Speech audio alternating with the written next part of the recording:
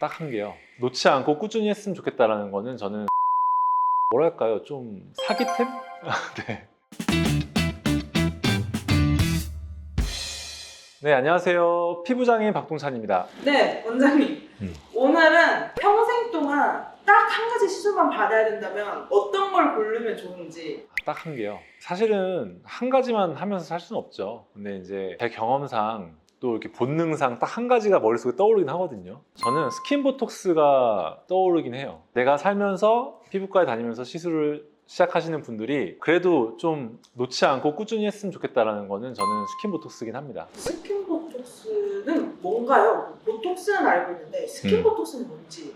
그쵸. 사람들이 스킨보톡스가 다른 어떤 보톡스 종류라고 생각하시더라고요. 근데 스킨보톡스는 어떤 뭐 다른 약이 아니라요. 우리가 흔히 알고 있는 그 보툴리눔 톡신이에요. 근데 보툴리눔 톡신을 묽게 희석을 해서 피부층에 얕게 주사를 하는 기법을 스킨보톡스라고 부르고요. 정식으로는 이제 더모톡신이라고도 부릅니다. 이 더모톡신은 시술을 하게 되면 굉장히 다양한 효과가 나타나게 되는데, 일단 첫 번째로 느끼시는 거는 피부가 굉장히 쫀쫀해지는 걸 느끼실 거예요. 바로 여러분들이 생각하는 그 타이트닝이에요, 타이트닝. 그리고 두 번째로, 이 부위에 따라 좀 차이가 있겠지만 이 턱라인 쪽에 스킨보톡스, 더모톡신을 하게 되면 얼굴이 처져 있는 게 올라가는 그런 리프팅 효과를 느끼시게 돼요. 이것은 일종의 늘어져 있는 근막층을 당겨 올리는 효과인데요. 이렇게 좀 다양한 타이트닝과 리프팅 효과를 또 경험하실 수가 있고, 그리고 또 모공이 많으신 분들은 또 모공이 좁아지는 효과를 볼 수가 있고, 또 피지 분비가 많으신 분들은 또 피지가 또 줄어드는 그런 효과를 볼 수가 있고, 그래서 이렇게 너무 사실 뭐랄까요, 좀 사기템?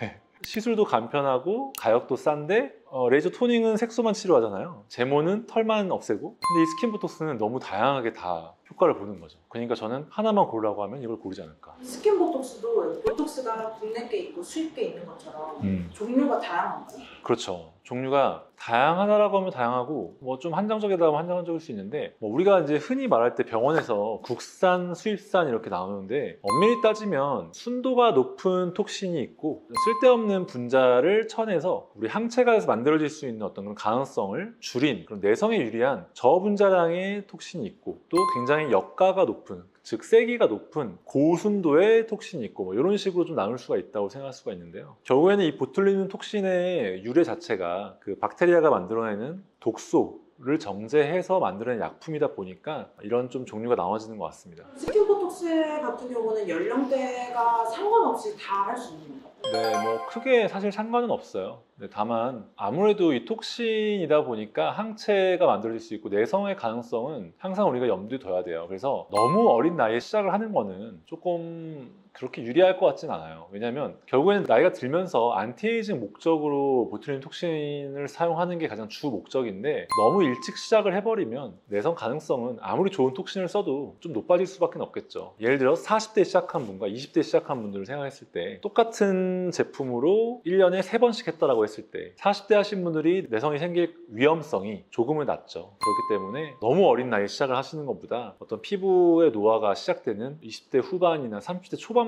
시작을 하시는 게 적절하지 않을까라고 저는 생각하고 있습니다. 그러니까 받는 사람이 좀 주의해야 되는 점들이 있을까요? 좋은 질문인데요. 사실 스킨보톡스는 여러 가지 부작용이 생길 수가 있어요. 이제 그 부작용은 뭐냐면, 스킨보톡스가 스킨에 들어가지 않았을 때 생기는 부작용이에요. 좀 굉장히 역설적인데, 피부에 주사가 돼야 더모톡신인데 이게 피부에 들어가지 않고 너무 깊게 주사가 되면 근육에 들어가게 돼요. 표정 근육에 들어가게 되면 표정이 어색해져요. 보툴리눔 톡신이 원래 하는 역할은 근섬유를 억제를 시키죠. 그래서 근육을 마비시키는 역할을 하잖아요. 근데 이제 피부층에 주사를 했을 때 피부에 어떤 그 변화를 주는 목적으로 이제 더모톡신 스킨보톡스를 하는 건데, 조금 능숙하지 못한 선생님께서 시술을 하는 경우에 깊게 들어가서 부작용이 생겨서 표정이 어색해진다든지 원치 않는 어떤 그런 작용들이 생길 수 있어서, 그 부작용 가능성에 대해서는 좀 미리 인지를 하시고 조금 그래도 어느 정도 스킨보톡스에 대한 노하우가 있는 병원을 찾아가시는 것이 주의해야 된다면 주의할 사항, 그거 말고는 크게 조심하실 건 없을 것 같습니다. 네, 오늘은 제가 너무 어려운 주제예요. 네, 저희가 하는 시술이 엄청나게 많은데 그 중에서 딱 한 가지만 고르라고 해서 쥐어짜고 쥐어짜서 스킨보톡스를 골라봤는데요. 물론 스킨보톡스만 가지고 할 수는 없습니다. 네. 다양하게 하면서 관리를 해야 되는데 그 중에 하나를 고르자면 팔방미인인 스킨보톡스가 좋겠다라고 이제 고른 거고요. 그 외에도 좋은 시술이 많으니까 반드시 좀 좋은 의료진과 만나서 이렇게 상의하셔가지고 내 피부에 맞는 또는 나의 고민에 맞는 그런 시술들을 하시면 좋겠고요. 네, 오늘은 여기서 이만 마무리 짓고 인사드리도록 하겠습니다. 네, 안녕히 계세요.